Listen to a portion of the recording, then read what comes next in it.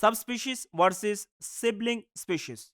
इस मॉड्यूल के अंदर हम दो इंपॉर्टेंट स्पीशीज के दरमियान में जो डिफरेंस है उसके बारे में डिस्कस करेंगे। दो डिफरेंट स्पीशीज, सब स्पीशीज और सिबलिंग स्पीशीज, इनके अंदर अक्सर जो स्टूडेंट्स हैं उनके दरमियान में कंफ्यूजन मौजूद होती है कि हम सिबलिंग स्पीशीज किनको कहते हैं और सब स्पीशीज किनको कहते हैं। सबसे पहले हम बात करते हैं सब स्पीशीज।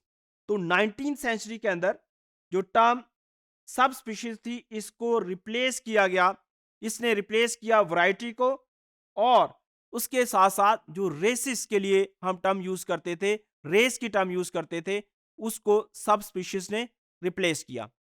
अगर सब स्पीशीज को हम डिफाइन करें सिंपल वर्ड्स के अंदर, अगर हम कहें तो अगर किसी एक जगह पे एक पॉपुलेशन मौजूद है, एक ही स्पीशीज के मेंबर हैं, लेकिन due to certain environmental condition उसमें कुछ सब पॉपुलेशंस बन गई हैं, और ये जो सब पॉपुलेशंस हैं इनके दरमियान में आपस में डिफरेंसेस हैं, तो ये जो डिफरेंट फॉर्म्स हैं इनको हम सब स्पीशीज कहते हैं। लेकिन जो सब स्पीशीज हैं इनके अंदर रिप्रोडक्टिव आइसोलेशन नहीं होती।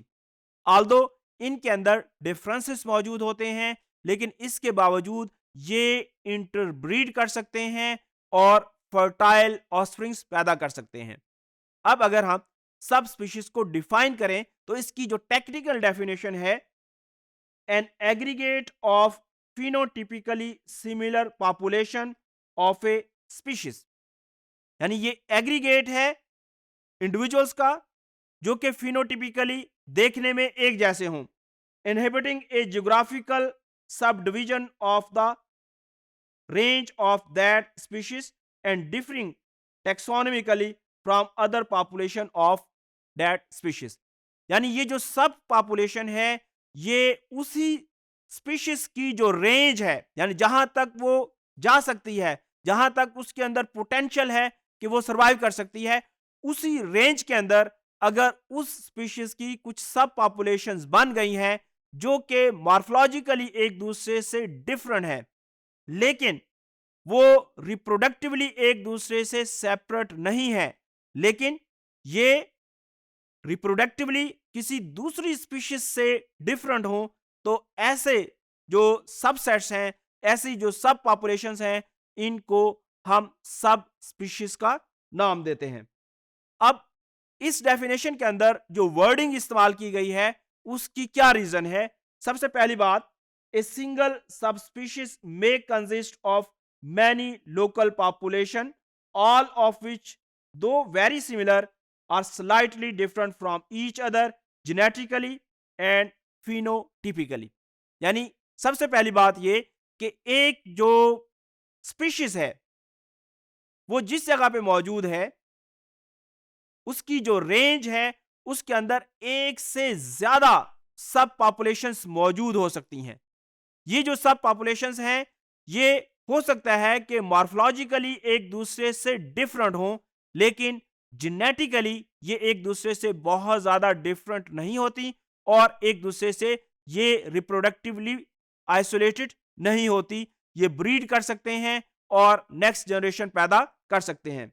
दूसरी बात, every local population is slightly different from every other local population and presence of these differences can be established through sufficiently sensitive measurements। although के जो सब स्पीशीज के मेंबर्स होते हैं, डिफरेंट सब स्पीशीज होती हैं, उनमें बहुत ज्यादा सिमिलैरिटीज होती हैं, वो रिप्रोडक्टिवली आइसोलेटेड नहीं होती, लेकिन उनके अंदर कुछ ना कुछ डिफरेंसेस भी मौजूद होते हैं। लेकिन ये डिफरेंसेस हम सेंसिटिव मेजरमेंट्स के जरिए फाइंड आउट कर सकते हैं, हम खास किस्म के जो स्टैटिस्टिकल एनालिसिस हैं उसके जरिए इन डिफरेंसेस को फाइंड आउट कर सकते हैं, और इसी तरीके से हम मोलेकुलर टेक्निक के जरिए इन डिफरेंसेस को सेपरेट आउट कर सकते हैं। मसलन अगर हम डिफरेंट सब स्पीशीज के जो मेंबर्स हैं उसका डीएनए लें और उसको कंपेयर करें तो उनके अंदर कुछ ना कुछ डिफरेंसेस हमें मिलेंगे, लेकिन ये डिफरेंसेस इतने ज्यादा डिफरेंसेस नहीं होंगे कि इनको हम डिफरेंट स्पीशीज के अंदर रखें, क्योंकि जो डिफरेंट स्पीशीज के मेंबर्स हैं उनके अंदर जो डिफरेंसेस होते हैं वो बहुत ज्यादा होते हैं। उसके बाद अगर हम सिबलिंग स्पीशीज की बात करें तो सिबलिंग स्पीशीज के जो मेंबर्स होते हैं ये ऐसे इंडिविजुअल्स हैं जो कि देखने में तो एक जैसे हैं, लेकिन इनके अंदर रिप्रोडक्टिव आइसोलेशन मौजूद है। जो सब स्पीशीज थी, सब स्पीशीज में हमने देखा कि ये मॉर्फोलॉजिकली एक दूसरे से डिफरेंट है, लेकिन रिप्रोडक्टिवली एक दूसरे से डिफरेंट नहीं है। जबकि जो सिबलिंग स्पीशीज होती हैं ये देखने में एक जैसी लगती हैं, लेकिन इनके अंदर रिप्रोडक्टिव आइसोलेशन मौजूद होती है, इनकी इकोलॉजी डिफरेंट होती है। इसकी जो बेस्ट एग्जांपल है वो एनोफिलीज मैक्यूलिपेनिस कॉम्प्लेक्स है।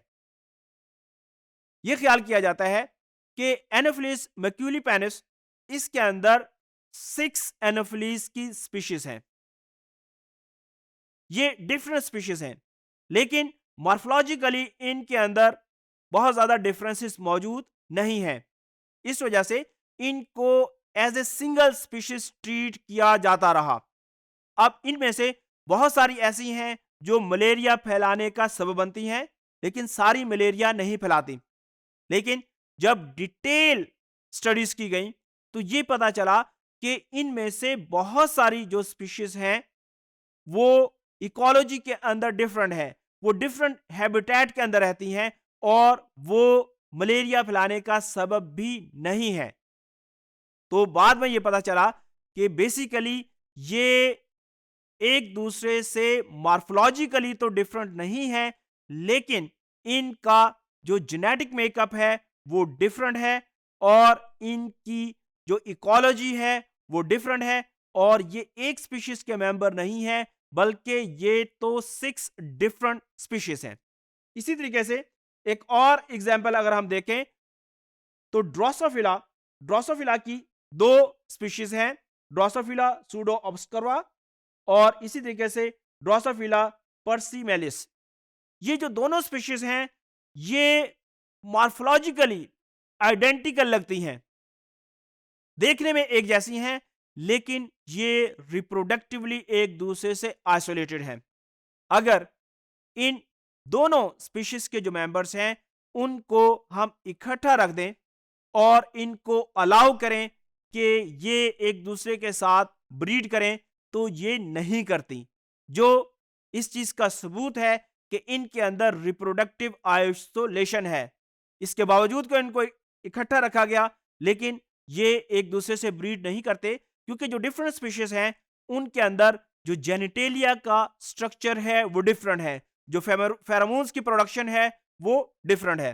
तो हमने ये देखा कि जो सब स्पीशीज के मेंबर्स हैं वो मॉर्फोलॉजिकली एक दूसरे से डिफरेंट होते हैं, लेकिन ये रिप्रोडक्टिवली आइसोलेटेड नहीं होते। जबकि जो सिबलिंग स्पीशीज के मेंबर हैं ये देखने में एक जैसे होते हैं, लेकिन ये रिप्रोडक्टिवली आइसोलेटेड होते हैं।